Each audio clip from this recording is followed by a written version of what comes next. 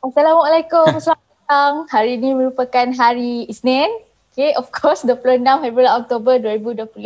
Kita kembali bersama dalam MYHackathon Daily Updates. Harap anda semua berada dalam keadaan yang sihat sejahtera. Dan terima kasih juga kepada anda semua yang setia menunggu kita punya MYHackathon Daily Updates setiap jam 6 petang, weekdays. Okay.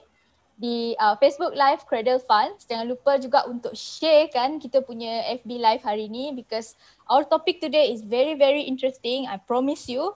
Sebab kita nak vibe kita punya hackathon ni sentiasa lit, sentiasa connected. So sementara kita menghadapi PKPB, we will always try to keep you guys fresh and updated with a lot of interesting topics, especially in ideas, solutions, tips and tricks even, mainly in business and also innovation. So untuk hari ini kita punya topik adalah impact driven innovation. So the right guy to talk about this topic today is together with us here, a very handsome guy, I would say, Vasanthan Lingan. Oh, Coach Vasanthan. Hi. Hola. So, Hey, you all dengar tak? dengar. Alright, first of all tak perlu Vasanthan Lingan, you all can call me Vasan je, or in my hackathon context, Coach Vasan. Yes. Some of you might have encountered me lah while you're in the coaching session. So tak adalah handsome, marvelous sangat. Tapi boleh lah. Masih. Tapi jadi buruan banyak juga partisipan ni nak tanya masuk dalam bilik apa coaching je nak coach bahasa, macam tu. Okay. Amboi. Itulah macam tu. So by the way, I feel so relieved because we will not facing darurat. Okay. So people will Betul, cheers to that. Yes, people will still work, people will still earn, trying to adapt to new environment, but of course still adhering to new norms, SOPs, and good hygiene all the time. So for our MYHackathon, of course, the participant can also continue to build the rakyat-centric diorang punya solutions as soon as possible. What do you think? Yes, I think at this point, looking at the problem statements, it's high time for us to come up with solutions because solutions are available everywhere lah, but solutions that really creates impact is scarce. Bukan scarce, but tak banyak kat luar sana. And looking at the coaches that I was talking to, I was quite impressed. So saya sebenarnya looking forward to these solutions and looking forward for all the solutions to be implemented kan, to create that impact because sekarang it's high time. It's very, very important for us to work closely with these communities because now we are at survival dah. Yes. People are losing their jobs. There's not much outreach happening to communities and societies that really need this outreach and support. So yeah, these solutions, especially those I've been looking at, this will solve the problem. So I'm looking forward to seeing you guys solve the problem. Yes. Yeah. So that's about the darurat and the solution that we need to achieve. So untuk pengetahuan semua juga, okay, Coach Vasan ni ialah coach untuk MYHackathon 2020. Dia adalah seorang trainer yang bekerja dalam projek pembangunan komuniti ataupun community development project. And for the past 7 years, beliau dah pun bekerja dengan pelbagai social enterprise, NGO, initiating impact-driven project in Malaysia, Cambodia, USA, Mexico, and also Central Americans. So the interesting fact, okay, about Coach Vasan ni ialah dia mulakan misi dia dari New York on August 2019. Travel to 63 countries menggunakan jalan darat, and along the way, okay, he is identifying communities which are underexposed to innovation and developments to initiate local projects, mainly in area of sustainability lah. So in February 2020, nak cerita sikit lah, I've been told that you're stranded in Panama, Coach Vasan, heading back to Honduras, India, and new projects that you have initiated earlier with the communities. But unfortunately, time tu jugalah pandemic COVID-19 ni struck, kan? But you have been successful, survive with what's available. Sampailah border reopen balik, then you come back to Malaysia. So saya rasa our audience pun, including me, myself, would like to know more about your interesting journey. Yep. Oh, well, sebenarnya I stranded kat Honduras. Panama was a place I was in before that lah. But to create a context, you need to know why I was in New York dulu. So I was doing a lot of hola, dengar? Ya, dengar. So I was doing a lot of community projects in Malaysia. Lepas tu, one of my friends who's from New York, he said a company in New York needed help with creating new programs and training their facilitators. Itu je basics, right? So, and invited me to New York. So I said, okay lah, fine lah, I've never been to that part of the world anyways. So I went there. And interestingly, a lot of their work is in the projects. In the projects being where the poorest of poor of New York lives, and where there's a lot of social issues, gangs. Macam mana kita tengok all these movies on Harlem and Bronx and all that. So that's that lah, like that's real. So I was doing work there, and while I was doing work there, got connected to a few people who work with the United Nations in New York. So I was invited in 2018 punya United Nations General Assembly. I was invited to one of the side events organized by UNDP when they were talking about the SDGs. 17 SDGs is basically 17 goals to be achieved by 2030 globally to create a sustainable environment for all of us. So I pun pergilah, I went to this side event. So I sat there and I listened to them, and it appeared to me like it's a personal view, like everything was based on data provided by the member state, which is the countries. And a lot of it didn't make sense to me because, look, I was already working in the industry, the social realm, and I've not heard of SDGs until I was there. So in that context, macam mana community nak tahu, and when the community doesn't know, how are we going to achieve it? So I had this question in me, kan? So I had the question in me, so I asked them, like, how accurate are these data, right? And they explained to me the data are from member states, from NGOs who are working in the communities and all that. But from what I know, this is solely based on my experience in Cambodia. There are a lot of projects that has been implemented in Cambodia is one, tak ada impact. Yang dia ada impact but dia tak mendalam, dia tak membantu. It cripples them in a sense. And dua, halfway dah tak ada tau. If all of you have been to Siem Reap in Cambodia, in the town itself, there's 500 NGOs existing. 500 NGOs in the town of Siem Reap. And that's a place where you can still see tuk-tuk drivers sleeping in their hammock, in their tuk-tuk, to earn the $2 or $3 a day to feed their family. So when we talk about that many NGOs existing there and still having this, so my question is, where's the impact and what are we actually focusing on? I want to nak fikir, how can we come up with innovations yang boleh really create impact? Right? So when I spoke to the UN people, the SDG people, diorang pun macam, this is the data we have. I thought, okay, you know what? I was about to return back to Malaysia anyway. So I said, you know what, I'll travel on land. It's a project. And along the way, I'll stop by all these communities yang tak ada, yang jauh daripada cities or jauh daripada any exposure to all this development, the plans, the grand plan by United Nations or the country itself. And I'll see how far are they exposed to the existence of United Nations, of development, of innovations, or what kind of technology they have existing already. So when the plan was to travel from New York on land all the way balik to Malaysia, so I can hitchhike, berkemah tepi jalan, all that techniques, tumpang orang, whatever lah.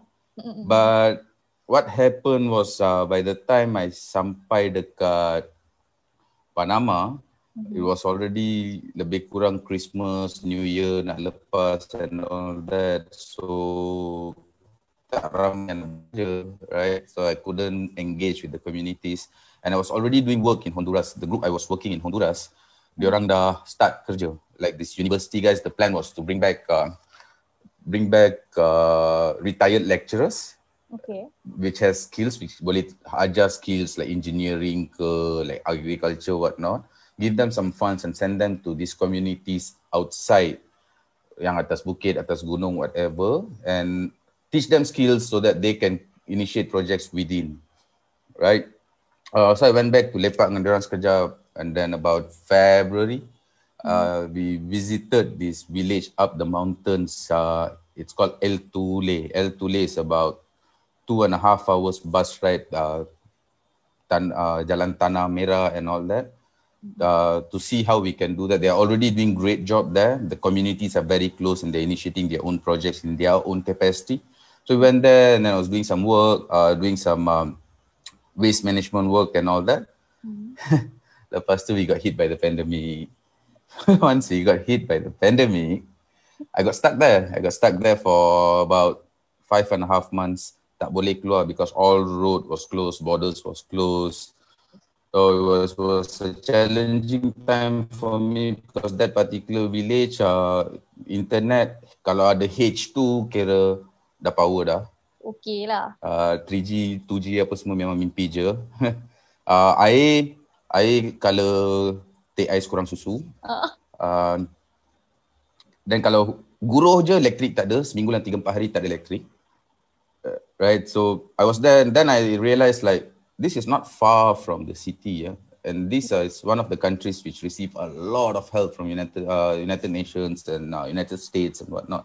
Yet we still have communities living like this. So what's actually happening with all the social enterprises? What's happening with the NGOs? How far are we reaching out to the communities to actually help? Yeah. So while being there, I did what I could with the resources available. So we were building rainwater catchments daripada botol Coca-Cola, and because there's no food, we need to plant with whatever seeds we have. So we're planting corn and red beans and whatnot. But the water was scarce. So bekas daripada mandi ke apa semua, we had to connect the wastewater into the agricultural area, tempat tanam sayur tu, so that diorang ada air lah, tak ada air kering mati kan. So we did that. Then we did water filtration system. So I pakai botol Coca-Cola lagi sekali, tebuk lubang, letak pasir, letak batu, then make the water flow through it so that the water is a bit more clear. Tak ada minum teh ais yang rasa lumpur. And all that stuff. Right? So then I realized, you know what? We really need to start doing something. So in August, I dah kehabisan resources. August, when the country opened up the border, I reached out on Facebook to my friends, like, I'm done, I need to come back, I'm short on resources. And in about 3 days, I got back home. The entire journey was about 5 days, but I did get back home super fast. And lucky enough, like, I think I sourced hard enough, or the universe is great enough that I got involved in MYHackathon. Yeah. And then interestingly, we are solving local problems. I'm like, yes. What more do I need? Let's do this. Kan? So I'm here. Ta-da. Yeah, that's that. So that's your experience stranded dekat Honduras. So per cerita tadi lah kan. So 5 bulan you dah live with them, dah bergaul, maybe dah talk heart to heart with them. So what are some of the challenges that the community faces, the real challenges? We've said tadi, what have NGOs, what are the social enterprises they've done, because diorang dah memang ada dekat situ, but then they don't really give impacts to the communities. Is there any innovative solutions available? I would rephrase. I think the solutions are there, but it's not as impactful that these people are empowered to take action themselves. It's very much spoon feeding tau. So what happens, these communities, the challenges, right? The challenges are satu, they are not open or they are not exposed enough to absorb whatever these organizations go in to teach, or let's say, or they come in with a certain particular product or innovation. Cakap, ya, pakai water pump ni for your agriculture. It works. Tetapi we need to understand that scarcity of resources, the electricity tak ada. Yeah. Right? So kalau tak ada electricity, if I'm going to go and give them a machine which need electricity to work, it doesn't work. Yeah. So there's a gap there. There's a huge gap there between the social enterprises and the communities, the beneficiaries themselves. So one of the biggest challenges is that the scarcity of resources. And if we are going to first go into solving the problem, I think we need to first understand why does the problem arises and what's happening within the community that creates the problem first, and then work backwards. Work backwards in the sense of go there, live with them, do the community mapping, whatnot, get the solution, and then backwards solve the solution, and then what the resources we need to make the solution happen, and work backwards that way. That will work better. So that's the real challenges that they face, which is scarcity of the resources lah kan? Resources memang sangat rendah. Satu. Dua, macam the village I was stranded in, untuk dia keluar dia kena cross sungai. So sebelum I bagi dia machine untuk pump air untuk agriculture, dia kena bagi dia boat dulu untuk cross the sungai. So this kind of things that we need to consider when we are going into innovation that has social impact. Because before creating the impact, we need to find the source of the solution first. The source of the solution. Because sometimes people think that by providing them solution, macam you cakap lah kan, bagi mereka machine, kita rasa kita dah bantu mereka untuk move forward, untuk tak ketinggalan. But that actually tak reach the full impact for the community. True. Why are some solutions just doesn't work? If you don't mind. Macam ni tau. This is solely based on my experience lah.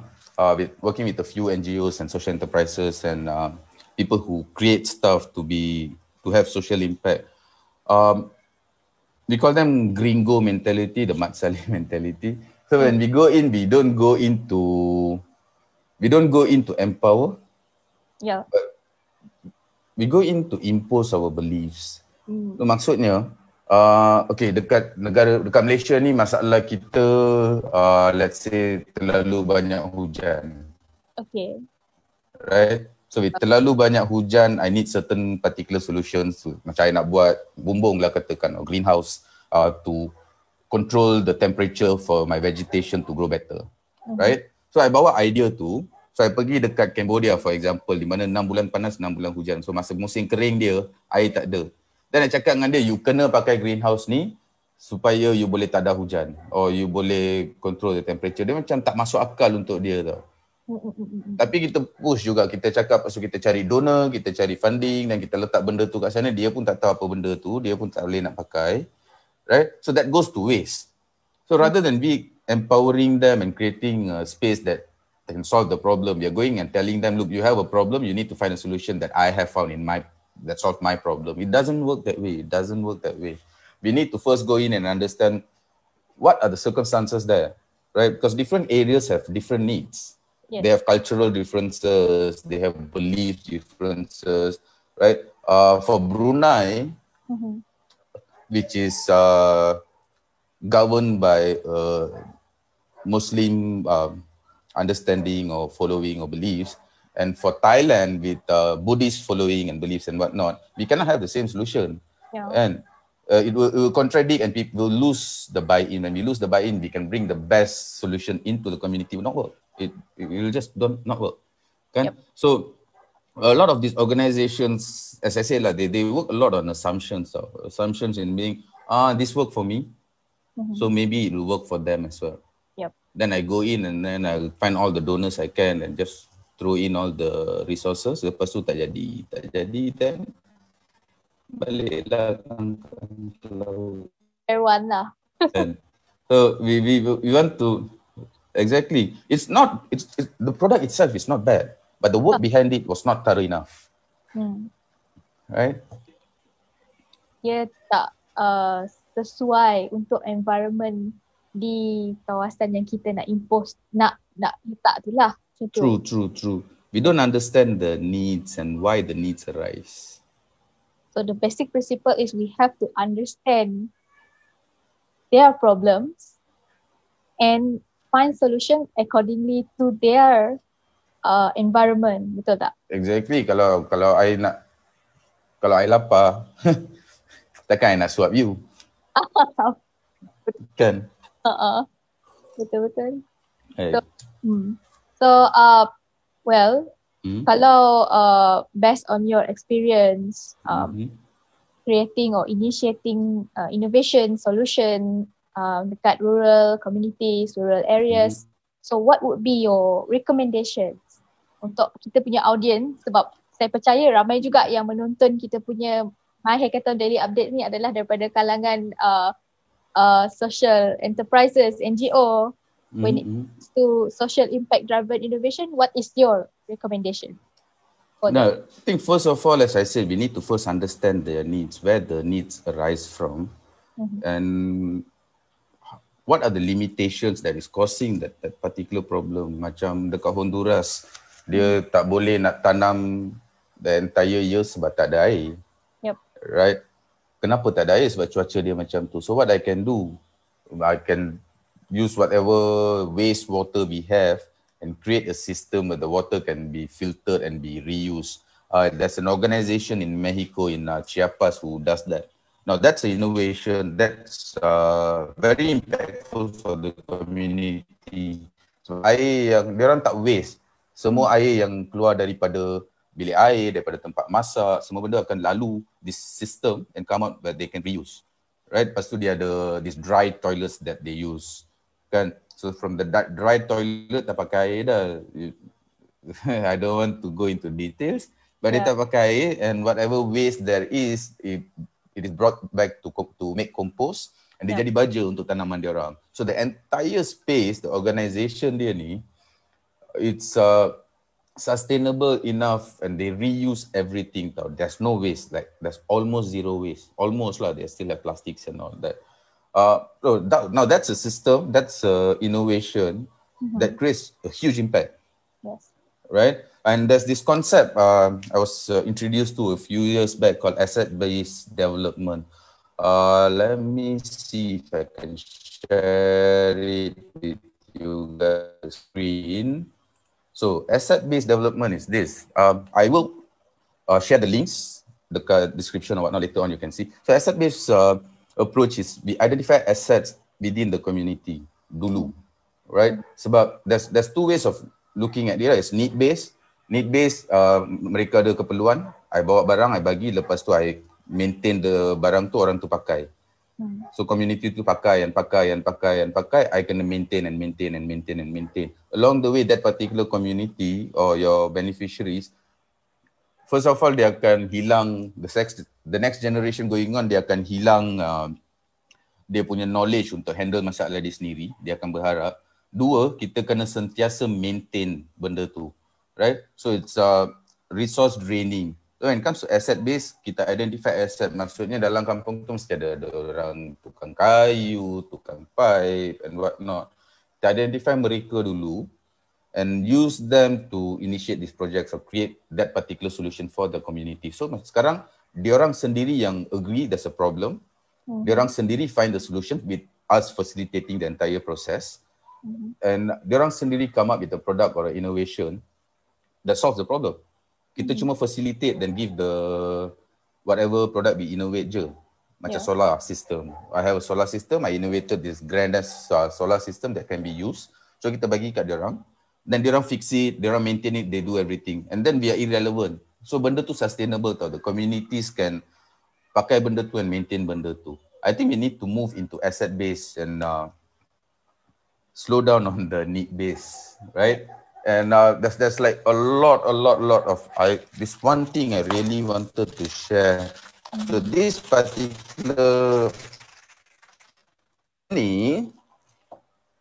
this saved my ass. This is called live straw, right? So live straw ni, this organisation, so inside here is a filter tau, benda ni plastik. So air, kata air longkang ke air, apa-apa air yang kotor, I hanya cuma perlu buka bawah ni, I letak dalam air tu, I minum air bersih. Boom. Now, this is innovation yang boleh scalable, yang senang, yang boleh like boom. It's very simple. Like super simple and it works. Right? The link for this is also there if you guys want to check it out. Right? And there's another app. This is non-tech lah, right? There's another app. This is tech solution. It's called Be My Eyes. So Be My Eyes ni, it's macam you all punya WhatsApp call. So Be My Eyes is an app for orang yang tak boleh nampak atau kurang nampak and whatnot. So if dia perlukan bantuan, they go on the app and they just make a call. So you as a volunteer, you jawab je and then you tolong dia. Senang lah solution dia. Sangat senang. And sangat-sangat senang. And it's scalable lah. Dia boleh, benda tu boleh jalan and it's relevant, it creates impact. So when we are going into that, we are going into innovations yang boleh create impact. We want to look at things that is simple. Yes. It's not imposing. And it's empowering. Yes. Like sangat, yeah. It has to be simple. So we need to know, like, our beneficiaries are not PhD holders. Yep. Or they're not programmers. Or they're not coders. They're simple people who need simple solutions, right? And to create this, I came across this. This might be very helpful for you guys. I'm going to share this post. There's a design kit. It's called Design Kit. It's designkit.org. So you can start from your inspiration, how you want to align your impact goals, how you want to talk to your beneficiaries of the communities, how are you going to recruit them, how can you do the interview, right? Semua tu, it's there. And then to the ideation punya phase, to implementation punya phase, everything is there. So you guys can go through it when you have the time and pick up ideas. Pick up ideas that you can use into creating your innovation that can create a strong social impact that can be sustainable and scalable. Begitulah cerita saya. Okay. Sounds like right. So this might work. Yeah. Sounds like very go ahead. Apa dia? Hello? You hear me? Got it. Dapat. Yeah. It sounds very enlightening because kita orang biasa memang perlukan solution yang kita sendiri mudah nak faham. Alright. So kalau orang kebanyakan the solution that yang people ataupun kita invent, innovate the solution, so it will be beneficial to other people tu lah. Tak kisahlah kanak-kanak ke, orang tua ke, they all can gunakan the innovation dengan senang. Macam tu. Betul. It has to be simple enough. Kadang kita complicate stuff tau. Especially kita rasa macam benda tu boleh solve the world problem. Kan? Lepas tu kita nak complicate, kita nak add on this, add on that, add on this. For us, for people who are creating the product, it might look great. It might look like, wow, this is the solution for everything. And then kita bagi dekat end user, dia macam, alamak. Okay, those who yang baru-baru ni ada buat e-census, you can relate to this. Yep. Right? So you want to simplify it as much as possible. And how can you do that? I say this to my coaches as well. Once you have your prototype couple, bring it out there. Don't show it to your mom. Your mom is going to tell you, hey, it's a great product. Right? Yep. Bring it out there and tunjuk dekat makcik kantin or makcik jual nasi lemak or budak sekolah, right? Explain it to them and ask them like, what do you think about this? Why do you think that? Why? Ask 5 to 6 why questions until you find the gist of it. Now, if they can relate, those are your end users. Yep. You are there. Okay. So, kita ada 2 soalan daripada Facebook Live punya comment section. So this one question is, I baca yang the first question ni lah, from Ben Ong. Hey Ben. Yep. How are you, bro? Nearer at home, we have the rural mentality to administer in order to match the mindset of the less privileged. Buy-in is then critical for adoption. What are the potential traps to avoid so as no wasteful efforts arise to block the intended impact? I think doing the groundwork first is very important. So when you say intended impact, the intention is in us. I want to create this particular impact, right? But do they need the impact? Do they need the impact, or is that particular work that we are doing is impactful enough that could change their life? And when we talk about change, do we want them to change to be like us, or do we want them to change to be better? Bayangkanlah, sekarang ni I pergi dekat satu kampung ni, dia cucuk tanam, tiba-tiba I nak suruh dia jadi doktor. Boleh, tapi dia kena pergi sekolah dulu. Tapi untuk dia pergi sekolah dulu tu, I tak ajar dia macam mana. Lepas tu I tengah push jadi doktor. Dia macam along the way dia pun macam tak nak Then all the work done is wasted. So we need to have that step. Go in, find out their limitations, the cultural limitations, the restrictions, and funnel the solutions that can solve that nearest problem dulu, and then build them up. I would say that take one step at a time. Yep. That's true. Take one step at a time. So, tak boleh nak push. Kalau nak kita nak mencapai matlamat kita, bolehlah kalau nak impose dekat community tu sahaja. So, move on to the next question from Nabila Hussein.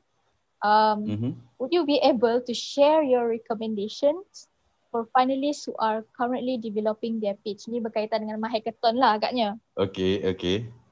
Would you be able Yes, you're still developing your page. Alright, go ahead. Apa soalan dia? Would you be able to share your recommendation for finalists who are currently developing their pitch? Itu je soalan dia. Okay. Work on your page. I don't understand exactly apa yang dia perlu, tapi if you're currently developing your page, I would really suggest you're heading into bootcamp and you're also heading into the pitch, right? And as I said, run through your pitch, run through your product with every other people that you come across with, and get feedback. Feedback is information that you really need, that can give you answers, insights of what the end users are experiencing. And if you can sort out that experience, you can answer those questions, your product is there. And now after that, it's you convincing your judges, I have tested it and this way, and this is how it works, and this is how it solves the problems. It's simple enough to solve the world problem. Ta-da. So that's the answer for the question dekat FB Live News section. So the last question that I want to ask you, Vasanthan, is you could not imagine living without what? Siapa yang tanya soalan ni? This is just like lightning round lah before kita. So relax kejap lah, breather lah ni. I can't imagine living without what? Being a Malaysian, I can't imagine living without good food. That was last year, but I spent 5.5 months with eating only corn and red beans and tortillas. So it is also food. So I think I need to scrap that belief out of my head. I think today I can't live without having good people around me who have the same thoughts, same mindsets, speaking the same language. I would not be able to live without working with people. I'm a people person. If you were at Alang's session last week, he was talking about promoters. I'm a full-on promoter. So if I don't have people around me, I'll go crazy. Betul. Semua orang perlukan teman, gitu. Gitulah. Saya ni needy sikit. So, I think that's all for today. Thank you, Coach Vasanthan, for your... Dah setengah jam dah setengah jam, tak berasa kan? So, for your sharing. Sangat lagi. Yeah. For me, now I have a clearer pictures lah on what is actually impact driven innovations, especially for social communities. And saya yakin kita punya audience hari ni juga merasakan hal yang sama. Mereka pun ada clearer pictures on impact driven innovation. So you rock the topic today, man. Thank you very much. Thank you very much, people. Do your best. Malaysia needs all of us at this point. We need to do everything we can to create the best impact. The impact that can actually keep us sustaining till all this pandemic and whatever is sorted. So, yep, kita jaga kita and good job. Good luck. Yes, that's true. So, anda semua jangan lupa juga untuk kekal bersama kami, MYHackathon Daily Updates. Seperti biasa jam 6 petang esok di FB Live, Facebook page Cradle Funds. Dan jangan lupa juga untuk melayari laman sesawang MYHackathon di www.myhackathon.gov.my untuk perkembangan terkini. Time to digitalize, streamline, simplify and disrupt government deliveries. Stay safe. Jumpa lagi. Assalamualaikum. Bye.